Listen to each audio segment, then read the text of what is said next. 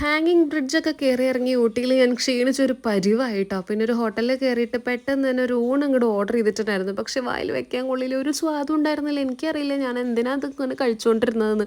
വിശന്നിട്ടാണ് കേട്ടോ. പിന്നെ പെട്ടെന്ന് ടോപ്പൊക്കെ മാറ്റിയിട്ട് ഒരു ഷർട്ടൊക്കെ എടുത്തിട്ടിട്ട് ഒന്ന് ഷോപ്പിങ്ങിന് ഇറങ്ങിയതാണ് കേട്ടോ. പക്ഷേ ഇവിടെ ഇങ്ങനെ ഞാനിങ്ങനെ നോക്കിക്കൊണ്ട് നിൽക്കേണ്ടതേ ഉള്ളൂ. പക്ഷേ എനിക്കൊന്നും അങ്ങനെ ഇഷ്ടമായതില്ല. അധികം എൻ്റെ അടുത്തുള്ളതാണ്. പിന്നെ അല്ലാത്തതൊന്നും എനിക്ക് അത്ര വലുതായിട്ട് ഇഷ്ടമായതുമില്ല.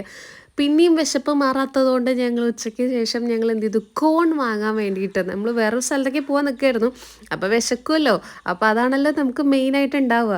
അപ്പോൾ വിശപ്പിന് വേണ്ടിയിട്ട് പെട്ടെന്ന് തന്നെ എവിടെയെങ്കിലും നല്ല വൃത്തിയുള്ള സ്ഥലമൊക്കെ കാണുമ്പോൾ പെട്ടെന്ന് തന്നെ എന്തെങ്കിലും വാങ്ങിയിട്ട് നമ്മൾ സ്റ്റോക്ക് ചെയ്ത് വെക്കുക കേട്ടോ ചെയ്യുന്നത്. ഞാൻ ആ ചേച്ചിനോട് ആവണ പണി ഞാൻ പറഞ്ഞതാ, ചേച്ചി ഇതിൽ സ്വീറ്റ് ഇടരുത് സ്വീറ്റ് ഇടരുതെന്ന്. ഞാൻ പറയണത് ചേച്ചിക്കും ചേച്ചി പറയണത് എനിക്കും മനസ്സിലാവാത്തതുകൊണ്ട് ഒന്നും പിന്നെ പറയണ്ടായിരുന്നില്ല. തമിഴ് മനസ്സിലാവില്ല, ഹിന്ദി മനസ്സിലാവില്ല, ഇംഗ്ലീഷ് മനസ്സിലാവില്ല. ചേച്ചി എന്തോ ഒരു ലാംഗ്വേജാണ് പറയണത്. ഞാൻ ഈ എക്സ്പ്രഷൻസ് ഒന്നും ആ ഒരു സംഭവത്തിൽ ഇട്ടത് പിന്നെ വെറുതെ നിങ്ങളെ കാണിക്കാൻ വേണ്ടി ഇട്ടോന്നേ ഉള്ളൂ കേട്ടോ. അത്ര സ്വാദൊന്നും ഉണ്ടായിരുന്നില്ല. അതിനുശേഷം പക്ഷേ നമ്മൾ ഉഴുന്നുവട ഇല്ലേ, സാധാ ഉഴുന്നുവട അല്ല, നമ്മുടെ തൈര് വടയും സാമ്പാർ വടയും ട്രൈ ചെയ്തിട്ടുണ്ടായിരുന്നു കേട്ടോ. നാക്കുളിക്ക് ഞാനൊരു വിധായി.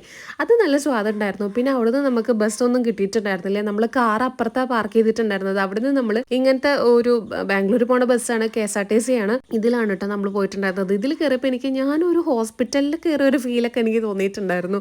പക്ഷെ എന്നാലും കുഴപ്പമില്ല. ഇനി നമ്മൾ ടോയ് ട്രെയിനിലാണ് പോണത്. ഭയങ്കര എക്സൈറ്റഡ് ആണ്. കാരണം എക്സൈറ്റ്മെൻ്റൊക്കെ പിന്നെ കുറച്ച് കഴിഞ്ഞപ്പോഴേക്കും പോയി.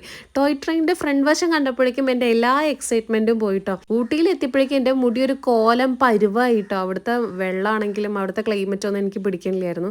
പക്ഷെ എന്നാലും ആക്ഷൻ കാണിക്കാൻ ഒട്ടും കുറവില്ല. എന്നിട്ട് ഞാനിങ്ങനെ നടന്നുകൊണ്ടിരിക്കുക, എന്താ ട്രെയിന് വരാത്ത നമ്മൾ കറക്റ്റ് ടൈമിൽ എത്തിയത്. പക്ഷെ പിന്നെയും ട്രെയിൻ ലേറ്റ് ആയിട്ടുണ്ടായിരുന്നു കേട്ടോ. പണ്ടൊക്കെ ടോയ് ട്രെയിൻ എങ്ങനെയാണെന്ന് വെച്ച് കഴിഞ്ഞാൽ നമ്മൾ കിലുക്ക മൂവിയിലെ ആ ഒരു ഫ്രണ്ടിലെ പോർഷൻ പോലെ തന്നെയാണ് കേട്ടോ. പക്ഷെ ഇപ്പം അങ്ങനെയൊന്നുമില്ല, സാധാ ട്രെയിൻ പോലെ. അതുകൊണ്ട് എല്ലാ എക്സൈറ്റ്മെൻറ്റും അങ്ങോട്ട് പോയി. എൻ്റെ ഈ ഒരു പിങ്ക് ഷർട്ട് ഇഷ്ടമായോ?